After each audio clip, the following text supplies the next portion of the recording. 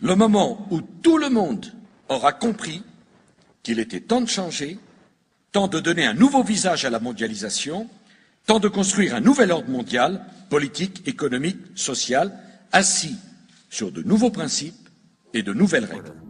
We have before us the opportunity to forge for ourselves and for future generations a new world order, a world where the rule of law, not the law of the jungle, governs the conduct of nations. La démocratie ne serait plus légitime à pouvoir les résoudre. La démocratie ne peut se traiter ou être efficace qu'à l'échelle planétaire. Si on n'a pas aujourd'hui un gouvernement mondial, on ne peut pas parler sérieusement de démocratie. Or, nous n'avons pas. Donc elle a trouvé ses limites, la démocratie. Non, elle ne trouvera son accomplissement que lorsqu'elle sera une structure avec un gouvernement mondial, des gouvernements régionaux et des gouvernements locaux. Dans très longtemps, on ne le verra pas. Je n'en sais rien, mais le gouvernement mondial, il est là. Il suffit. Le gouvernement mondial, il est là. Le gouvernement mondial, il est là.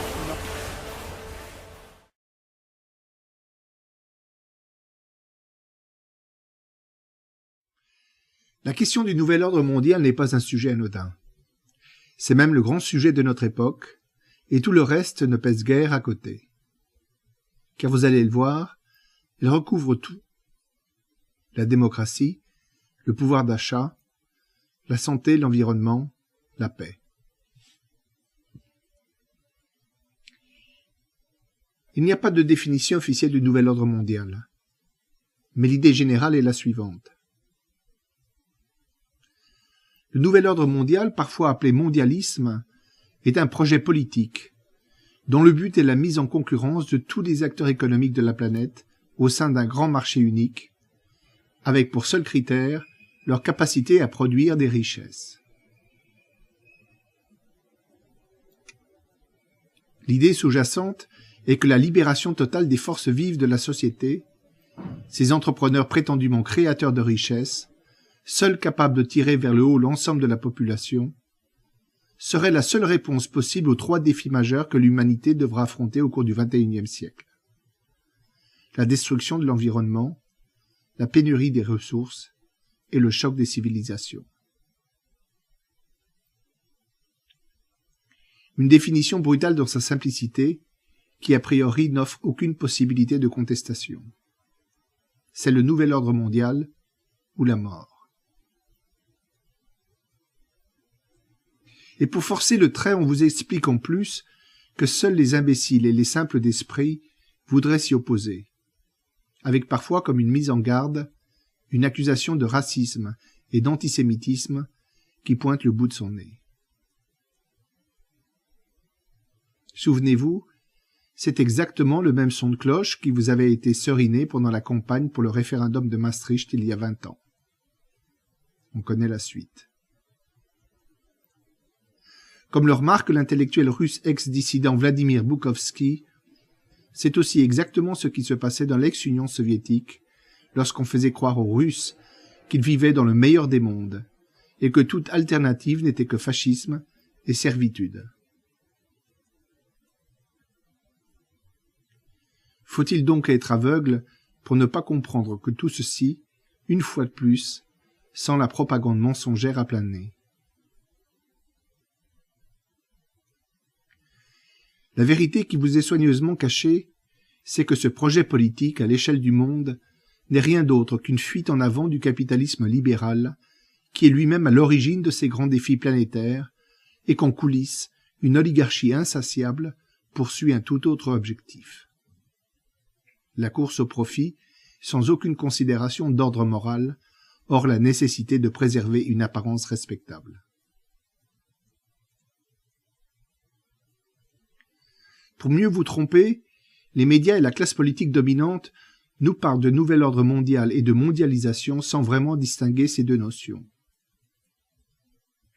Pourquoi d'ailleurs prendrait-il cette peine, puisqu'à les entendre, elles recouvrent un seul et même phénomène dont vous ne pourrez échapper, et qui impose certes des changements dans vos habitudes et aussi des sacrifices, mais qui à la fin ne peut apporter que bien-être et prospérité. Or, confondre mondialisation et nouvel ordre mondial est tout bonnement une tromperie éhontée. Et c'est d'ailleurs par là que je vais commencer.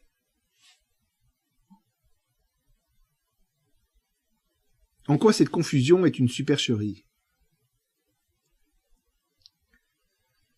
Si la mondialisation est effectivement un phénomène inéluctable qui peut être vertueux ou non, selon la manière dont l'homme s'y adapte, le nouvel ordre mondial est quant à lui, et je le dis sans crainte et sans passion, une dictature implacable qui avance masquée, non pas dans le but de conduire l'humanité vers des jours meilleurs, mais dans celui de préserver un système économique et social, où l'homme n'est juste qu'un robot à la fois producteur docile et consommateur compulsif au bénéfice d'une oligarchie apatride.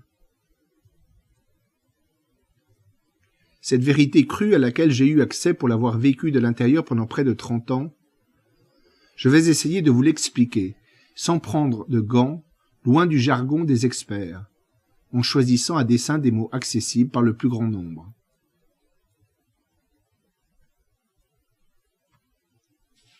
La mondialisation, chacun devine bien de quoi il s'agit. C'est une évolution naturelle de la société, marquée par l'internationalisation des échanges de biens et services, à la suite des avancées fantastiques dans le domaine des transports, des télécoms et de l'informatique, qui ont jalonné la deuxième partie du XXe siècle. Mais aussi du fait de l'élévation du niveau d'instruction des populations dans les pays émergents et de la diffusion universelle de l'anglais. Mais ce que l'on appelle le nouvel ordre mondial, ou parfois le mondialisme, va beaucoup plus loin.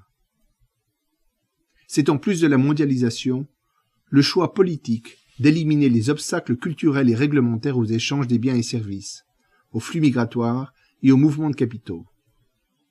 En clair, l'élimination des frontières.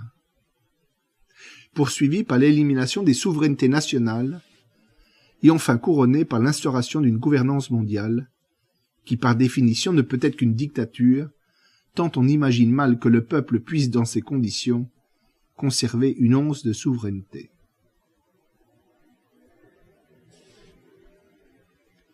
Prenons un exemple qui nous est familier. Nous connaissons tous ces canaux qui relient entre eux fleuves, rivières ou océans, et nous savons bien que tout au long de ces canaux, il faut des écluses pour pallier aux différences de niveau lorsque le terrain est accidenté. Imaginez que l'on ait créé des canaux sans prévoir d'écluses. Que se serait-il passé? Tout bonnement, des zones entières auraient été asséchées et d'autres auraient été inondées. Eh bien, le nouvel ordre mondial, c'est ça. J'en veux pour preuve les évolutions chaotiques, après l'abolition des frontières, entre des pays aussi différents que l'Allemagne et la Grèce, et entre des continents entiers, comme l'Europe et l'Asie. Ce qu'il faut donc retenir, c'est que le refus du nouvel ordre mondial ne signifie pas du tout le repli sur soi et le refus de la modernité, mais juste la conservation d'un système de protection autour de zones, peu importe qu'elles soient régionales ou nationales, mais surtout homogènes, permettant de s'adapter à la mondialisation sans créer de déséquilibre. Le nouvel ordre mondial ou mondialisme, qu'il ne faut pas confondre avec mondialisation, je le répète, est lui bel et bien une doctrine totalitaire, dirigée vers un but précis, la maximisation des profits pour le détenteur du capital, au besoin par la force, si les citoyens, lorsqu'ils comprennent bien de quoi il en retourne, se prêtent à le combattre.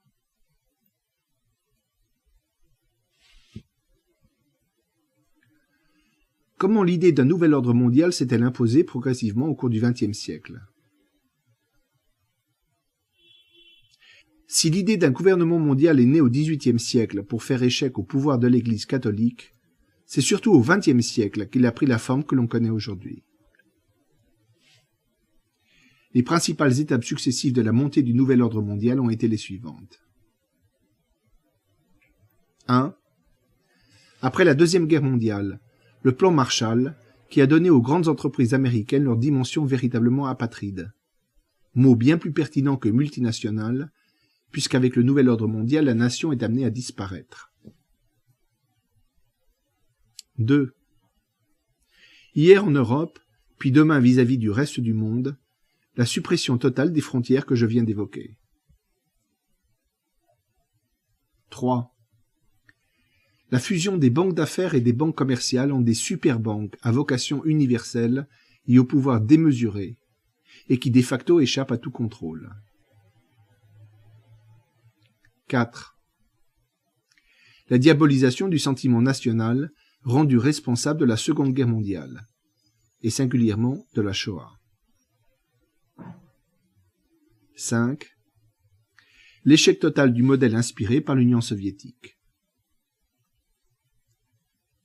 6. L'alliance entre deux impérialismes, l'impérialisme économique apatride et le sionisme moderne, qui après la création d'Israël, vise aujourd'hui à neutraliser tous ses adversaires et à installer partout des pouvoirs fantoches au service de la diaspora. Le premier trouvant dans le second l'impunité que lui confère le tabou de l'antisémitisme, et le second la puissance financière et militaire du premier. 7. L'effondrement de l'influence de la religion catholique et la destruction de la cellule familiale traditionnelle, suite à l'accès des femmes au travail, au divorce, à l'avortement, à la pilule, etc., etc. Mais c'est surtout l'incapacité du pouvoir politique à maîtriser les dépenses publiques qui a été, dans les 30 dernières années, le facteur décisif qui a généré un transfert de souveraineté du politique vers le monde financier. Car le nouvel ordre mondial, voyez-vous, est aussi et surtout un rapport de domination du créancier sur le débiteur. L'argent est le nerf de la guerre, et le nouvel ordre mondial n'y déroge pas, bien au contraire. L'oligarchie qui le dirige dispose à cet effet d'une puissance financière estimée à 100 trillions de dollars, soit 100 000 milliards de dollars. Environ 50 fois le PIB d'un pays comme la France. D'où je tire ce chiffre? Il s'agit à plus ou moins 10% près du montant des avoirs dont les grandes superbanques assurent la gestion. Cette force de frappe, le nouvel ordre mondial s'en sert pour d'une part corrompre la classe politique, et d'autre part pour rémunérer grassement une hyperclasse parasite composée de cadres supérieurs, banquiers et industriels, et des personnalités influentes du monde des médias et du spectacle. Par comparaison, le peuple, c'est-à-dire nous, par la grâce de nos dirigeants politiques, nous devons assumer la charge d'une dette globale de 50 trillions de dollars, ou 50 000 milliards de dollars.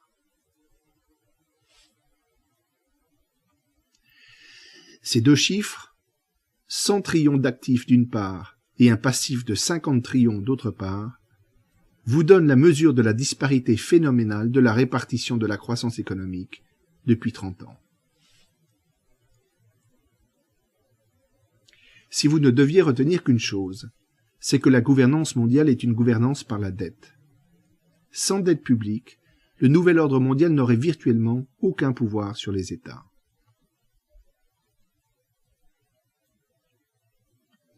Ici, je dois expliquer quelque chose de fondamental, que ni Pierre Hillard, ni François Asselineau, ni Jacques Sapir, ni personne d'autre n'ose dénoncer, tant cela paraît monstrueux, et qui pourtant est une vérité incontestable, et qui se manifeste tous les jours sous nos yeux. L'idée communément admise, et en apparence rassurante qu'un État ne peut pas faire faillite, est vraie. Mais c'est en fait une règle diabolique pour les peuples. En apparence, elle semble rassurante, parce que la faillite est perçue à l'instar de ce qui se passe dans le privé, comme une déchéance pour le failli. Mais dans la réalité, c'est tout le contraire. C'est bien l'absence de faillite qui est une véritable catastrophe, puisqu'elle signifie en fait qu'une créance sur l'État doit être remboursée à n'importe quel prix, même au prix de la vie des hommes. Dans le système imposé par le nouvel ordre mondial, en effet, les créanciers des États endettés, contrairement aux créanciers du secteur privé, disposent aujourd'hui de garanties illimitées sur leurs débiteurs, comme si leurs créances avaient plus de valeur que la vie des êtres humains. C'est tout le sens de l'adage Too Big to Fail. En français, trop gros pour tomber. Mise à la mode avec la crise des subprimes, et qui oblige les peuples à des sacrifices inouïs pour éviter aux banques de payer le prix de leurs créances douteuses.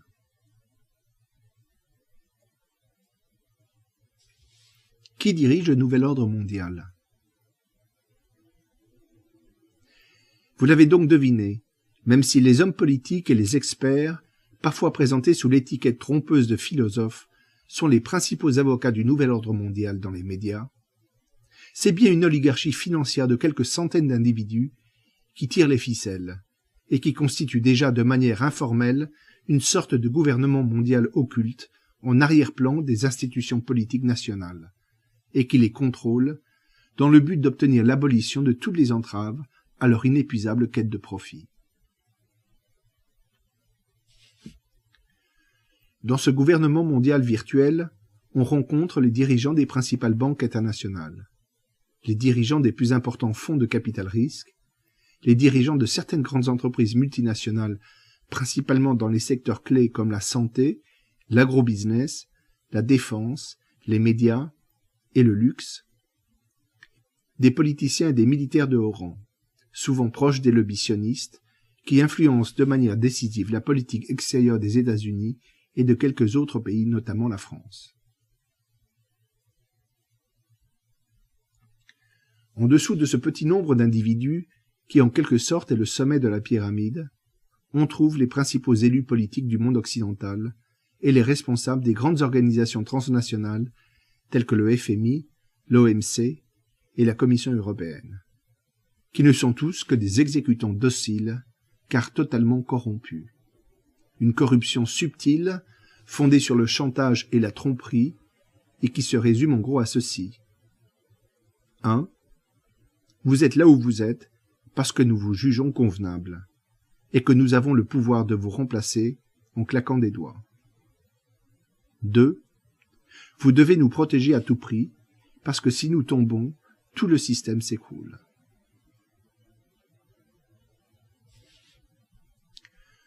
On trouve plus bas de la hiérarchie des hauts fonctionnaires, des leaders d'opinion, des experts et quelques chefs d'entreprise. L'ensemble sous la surveillance étroite des loges maçonniques, des organisations juives nationales et autres clubs et associations peu connus du grand public. Des réunions périodiques telles que le Bilderberg, le Siècle ou le Forum de Davos, dont l'importance est d'ailleurs largement surestimée, ont juste pour but de s'assurer que tout ce petit monde ainsi que leur relais dans la presse, éditorialistes et journalistes influents, ne dévie pas de la ligne imposée par l'oligarchie.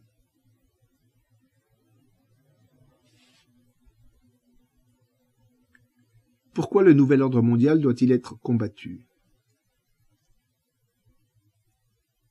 Comme citoyen lambda, le paradoxe est que vous adhériez à l'idéologie socialiste héritée du système des valeurs des Lumières, ou qu'au contraire vous soyez partisan de l'ultralibéralisme qui place l'individu au-dessus de la collectivité, importe peu. Dans un cas comme dans l'autre, le nouvel ordre mondial doit être combattu. Tout simplement parce qu'il n'est pas ce qu'il prétend être, et va immanquablement conduire l'humanité au chaos. Je m'explique. 1. Globalement, le nouvel ordre mondial ne crée aucune richesse. Il donne l'illusion de créer de la richesse parce qu'il produit des nouveaux riches. Mais c'est juste un effet d'optique, dû à une répartition des fruits de la croissance, incroyablement inique. De plus, c'est une richesse fondée sur de la dette, c'est-à-dire une richesse en trompe-l'œil. La période d'austérité récente vous démontre d'ailleurs que pour précipiter l'économie de la récession, il n'est même pas nécessaire d'aller jusqu'à voter des budgets à l'équilibre. Simplement réduire le déficit par rapport à celui de l'année précédente suffit déjà. Cela devrait faire réfléchir chacun de nous. Les cures d'austérité imposées par les gouvernements aux populations pour réduire la dette publique permettent tout juste de diminuer la vitesse à laquelle elle croît. Mais elle continue toujours de grimper. Ce qui implique que, sauf miracle, l'austérité est appelée à durer. Et même pis encore, car pour faire aussi bien que l'année précédente, chaque année, il faudra encore plus d'austérité. Enfin, dernier point, c'est une richesse chèrement acquise. Ainsi, entre 2000 et 2010, dans le cas de la France, selon le magazine The Economist, chaque euro de dette supplémentaire s'est traduit par seulement 89 centimes d'euros de croissance. Et aux États-Unis, c'est même pire. Ce chiffre tombe à 83 centimes.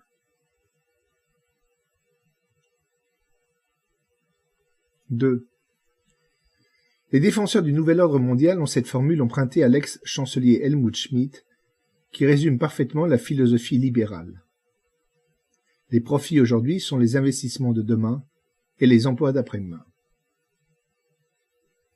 Or, dans la réalité, les profits d'aujourd'hui ne servent qu'à créer toujours plus de profits, soit par des investissements de productivité économes en emploi, soit par des investissements strictement spéculatifs. La raison en est qu'avec le nouvel ordre mondial, les entrepreneurs se comportent comme le bûcheron qui scie la branche sur laquelle il est assis. Ils peuvent rémunérer le facteur travail en dessous de son niveau minimal de subsistance, puisque la différence est comblée par le crédit et l'endettement de l'État. Tandis que le capital, lui, peut être surrémunéré, créant une gigantesque épargne le plus souvent défiscalisée, investie dans des biens spéculatifs comme l'immobilier, la bourse et les matières premières, qui ne créent pas d'emplois, mais au contraire génèrent une inflation sournoise que l'État habilement évite de comptabiliser et qui rogne inexorablement sur le pouvoir d'achat. 3. Contrairement à un autre dogme associé au nouvel ordre mondial, l'abaissement des droits de douane n'a pas été imaginé pour permettre de conquérir de nouveaux marchés, mais à l'inverse, pour profiter des avantages que procure dans les pays émergents une forme soft d'esclavage.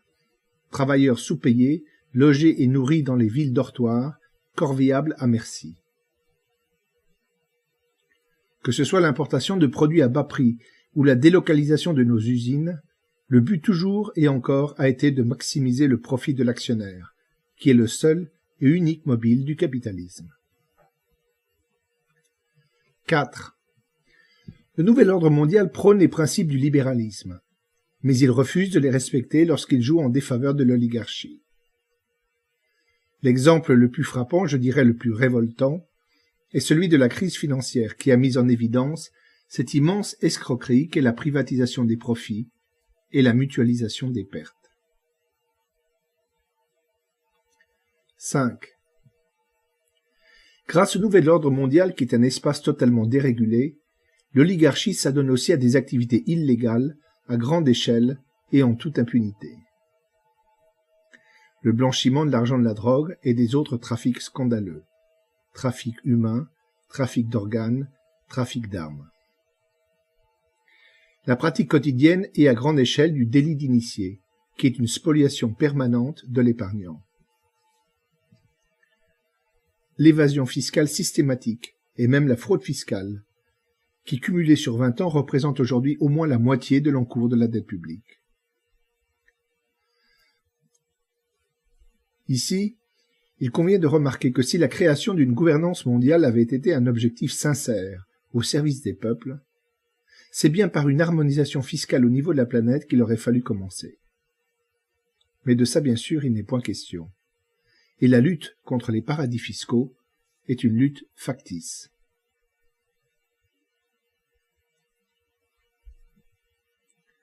On pourrait passer des heures à décrypter l'imposture du nouvel ordre mondial. On pourrait par exemple s'intéresser au domaine de la santé ou celui des industries agroalimentaires, où le capitalisme prédateur sévit avec une singulière férocité. Mais il y a pire encore. L'oligarchie, sûre de son impunité, agit aussi parfois au grand jour, ouvertement, contre le vœu et ou l'intérêt des citoyens. Rappelons que pour atteindre son objectif principal de maximisation des profits de l'oligarchie, le nouvel ordre mondial s'est donné un certain nombre de buts intermédiaires. En voici les principaux. 1. La destruction des nations européennes. 2. La transformation du citoyen en consommateur naïf et docile, par la publicité, les sondages d'opinion et la télévision en général. 3. Un encadrement strict de la liberté d'expression, c'est-à-dire en clair de la possibilité de le dénoncer dans les grands médias. 4. La réduction des élus du peuple à un rôle de marionnette par la corruption et le bipartisme qui verrouillent toute la vie politique. 5. L'éradication pure et simple des religions qui prônent l'épanouissement de l'homme en dehors du matérialisme. Voici quelques exemples qui illustrent à la fois l'impunité dont jouit l'oligarchie et son cynisme inouï. 1. Le plan Paulson d'octobre 2008 et les plans de sauvetage de la Grèce à partir de 2010, qui ont fait supporter par le peuple les conséquences des fautes qu'avait commises l'oligarchie bancaire dans un but d'enrichissement personnel. 2. La falsification des données économiques. Nous en avons eu la preuve avec Goldman Sachs et la Grèce, mais c'est aussi un phénomène propre à toutes les démocraties. Non seulement les données relatives au chômage sont fausses, mais aussi, ce qui est probablement le secret le mieux gardé de la République, celles relatives à l'inflation, et donc par ricochet au pouvoir d'achat. 3. L'usage de la planche à billets par les banques centrales, qui fait porter sur les générations futures le poids de la crise. 4.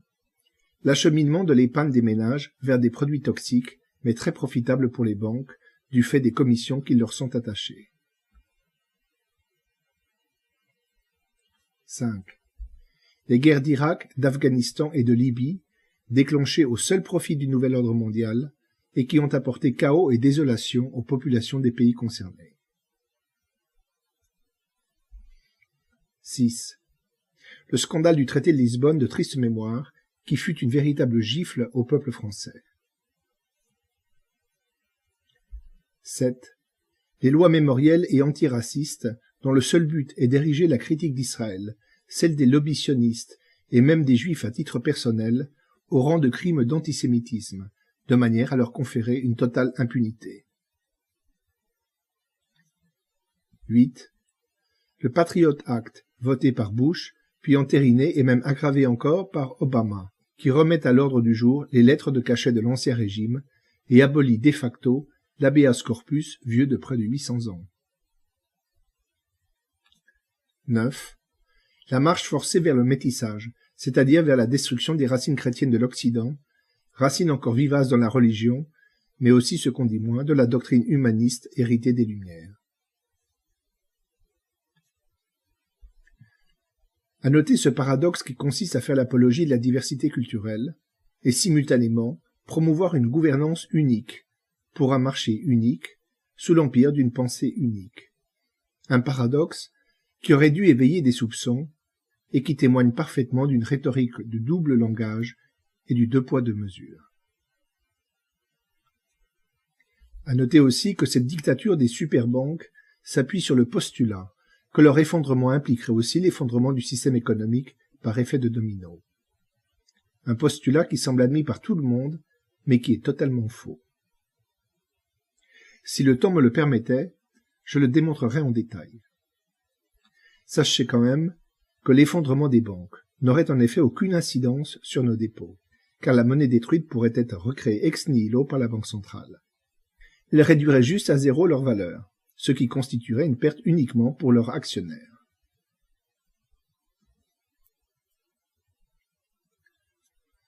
Au terme de cette énumération, on serait tenté de s'interroger pourquoi je n'ai pas mentionné le rapport du Nouvel Ordre mondial à l'écologie. Ce n'est pas un oubli. Il est vrai que non content d'assassiner la démocratie, le Nouvel Ordre mondial nous précipite vers la pénurie, puisqu'il ne peut fonctionner qu'en exploitant sans discernement les ressources de la planète. C'est d'ailleurs là la justification de la lutte menée par le mouvement altermondialiste. Ainsi, depuis l'apparition du rapport Meadows dans les années 70, document fondateur en matière de politique de préservation de l'environnement, tout ce qui a été entrepris dans ce domaine sous l'empire du Nouvel Ordre mondial n'a été qu'effet de manche et poudre aux yeux. À titre d'exemple, c'est bien la logique du profit maximum et immédiat qui est la seule et véritable cause de la métamorphose du paysage de la Chine et du continent africain en un cloaque fétide. Les altermondialistes ont donc raison de se battre, même parfois avec violence, tant il est vrai que les rares conquêtes du mouvement écologique ont été arrachées sous la pression populaire. Mais tout ceci n'est pas propre spécifiquement au nouvel ordre mondial. Ce qui est en cause ici est plus profond. C'est le système capitaliste dans son ensemble et la mondialisation qui sert d'accélérant. Ainsi, les vertus de la mondialisation ne vont pas de soi, loin s'en faut, d'où l'intérêt de la distinction que j'avais évoquée au début de cet exposé. Combattre le nouvel ordre mondial, c'est redonner aux individus le pouvoir de canaliser la mondialisation dans un sens acceptable pour la collectivité.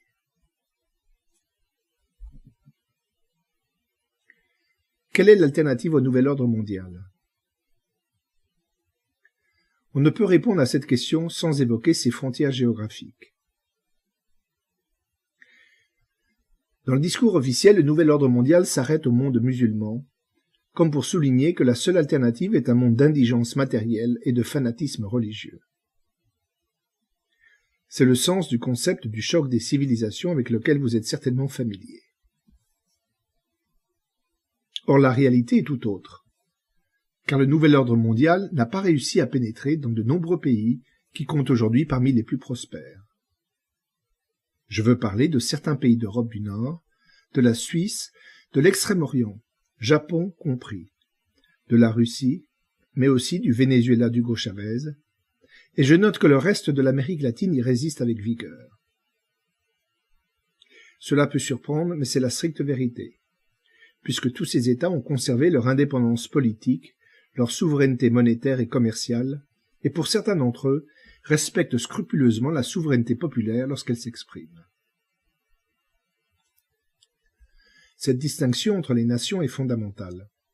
Elle permet de répondre à ceux qui nous accusent de vouloir ramener le monde à l'âge de la pierre. L'alternative au nouvel ordre mondial est tout autre chose qu'une régression. C'est une société qui permet encore au pouvoir politique de faire échec aux dérives de la mondialisation, afin de garantir, dans la mesure du possible, une évolution vertueuse du système capitaliste, c'est-à-dire dans le respect de l'homme et de son habitat. Pour se rapprocher du modèle d'une société post-nouvel ordre mondial, je vois 7 grandes transformations à accomplir. 1. Sortir de l'Union européenne et de l'OTAN, pour retrouver une souveraineté nationale et rétablir une protection douanière aux frontières. 2. Généraliser le scrutin à la proportionnelle intégrale, de manière définitive, afin de garantir une juste représentativité de tous les courants politiques qui traversent la nation, et renforcer la légitimité du Parlement par rapport au pouvoir exécutif. 3. Rééquilibrer le code pénal en matière de crimes et délits économiques, dans le sens d'une aggravation véritablement dissuasive des peines encourues. 4. Réformer la fiscalité, notamment en matière de plus-value immobilière, de manière à donner aux disparités de revenus une allure de courbe logarithmique plutôt que de courbe exponentielle. 5. Stopper toute immigration tant que le chômage ne sera pas descendu en dessous d'un certain niveau qui pourrait être de l'ordre de 6 ou 7% de la population active. 6. Nationaliser l'ensemble du secteur bancaire. 7. Abolir tous les textes limitant la liberté d'expression sous quelque forme que ce soit.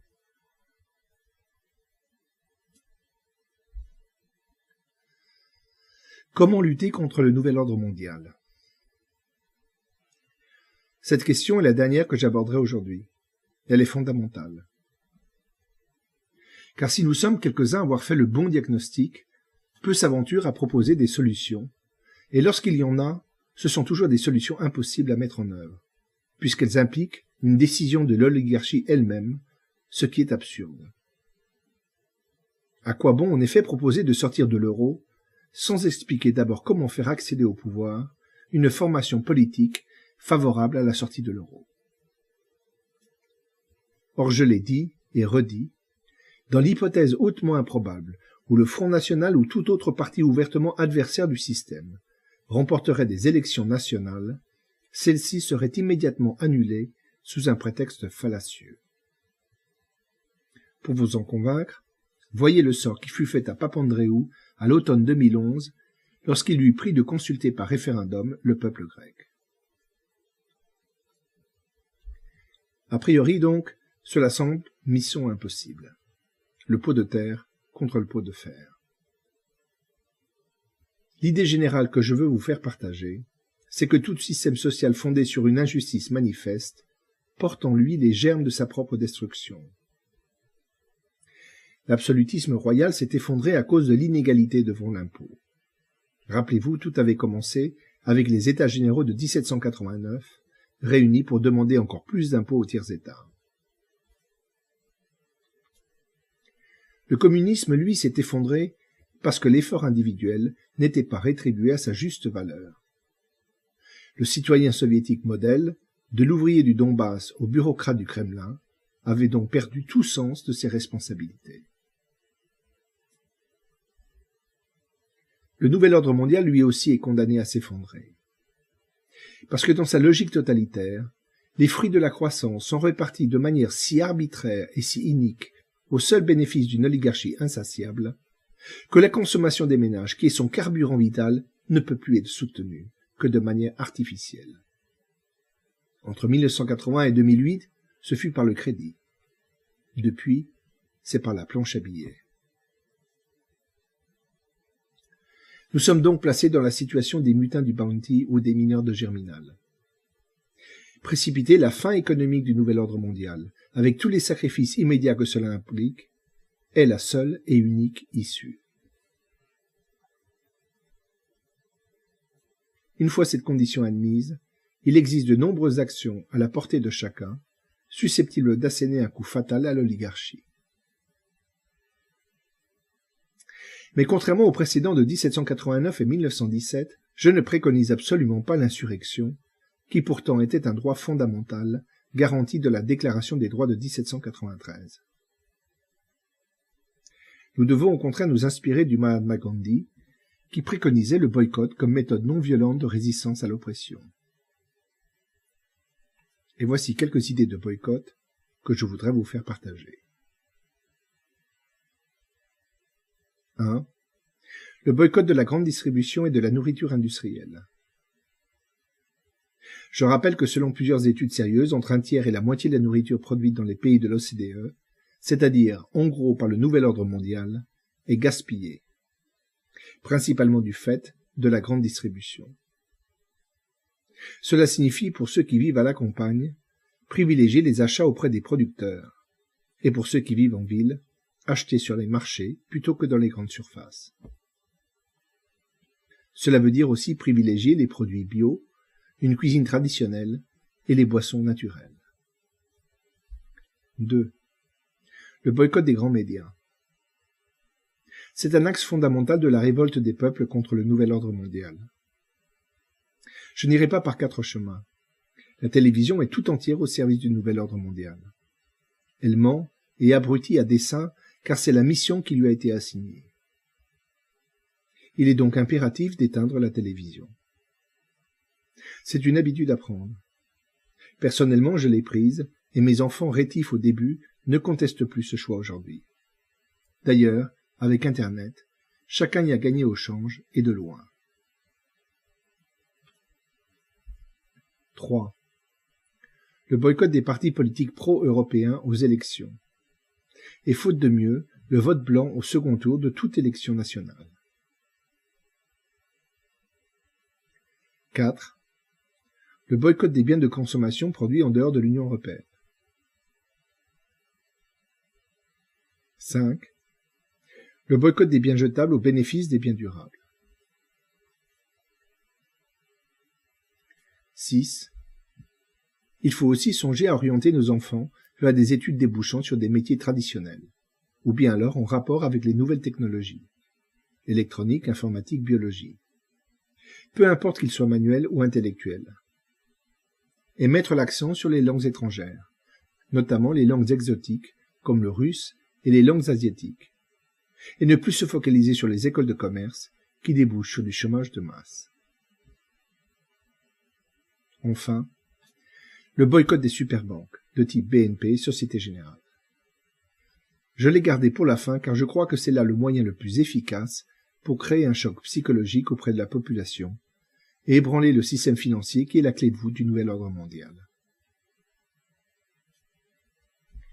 Il ne s'agit pas de faire une opération spectaculaire, largement médiatisée comme naguère quelqu'un a pu sottement le suggérer, mais concrètement de transférer progressivement toutes nos liquidités vers des banques de type caisse d'épargne ou banque postale qui ne participent pas au nouvel ordre mondial. Cela veut dire aussi de rester à l'écart de tous les produits de gestion de l'épargne liés au marché des capitaux. SICAV, fonds communs de placement, produits dérivés, assurance vie, et privilégier à la place des produits d'épargne purs comme les comptes sur livret et les plans d'épargne logement. Et pour ceux qui veulent absolument investir sur les marchés boursiers, c'est passer leurs ordres en direct à travers un courtier en ligne et gérer eux-mêmes leurs investissements plutôt que d'en confier la gestion aux superbanques. Avec le temps, vous gagnerez plus d'argent et en plus, apprendrez des tas de choses utiles sur le fonctionnement de l'économie. Tout ceci n'est pas une utopie, c'est une affaire de discipline personnelle et de foi dans un combat qui est juste. Mais attention, le boycott est voué à l'échec s'il n'est pas accompagné de solidarité.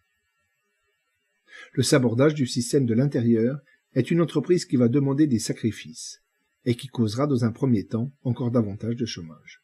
Inutile de se voiler la face. Mais c'est le prix à payer pour sortir de la servitude. La contrepartie est dans la solidarité, c'est-à-dire le soutien matériel à tous ceux qui en première ligne seront les victimes collatérales de ce combat. La solidarité, par-delà nos divergences politiques sur des questions mineures, ces divergences que le nouvel ordre mondial est matisé afin de mieux nous diviser. C'est la clé de l'unité, sans laquelle l'entreprise est vouée à l'échec.